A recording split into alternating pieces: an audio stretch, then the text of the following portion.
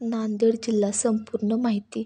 नांदेड जिल्ह्यात एकूण 16 तालुके आहेत. ते पुढीलप्रमाणे: किनवट, हदगाव, भोकर, नांदेड, कंधार, बिलोली, मुखेड, देगलूर व लोहा.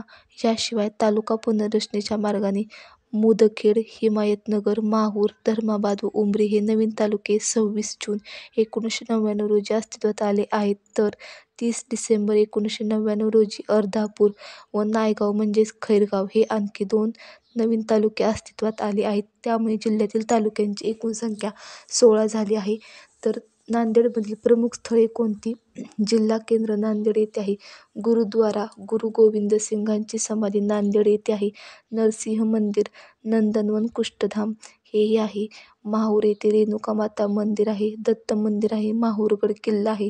देवदेवेश्वरी होट्टल येथे प्राचीन मंदिरे आहेत. कंधार येथे तालुक्याचे मुख्य ठिकाण आहे. मन्याड धरण आहे. माळेगाव येथे जनावरांचा बाजार आहे. उनकेश्वर येथे गरम पाण्याचे झरे आहेत. किनवट येथे अभयारण्य आहे.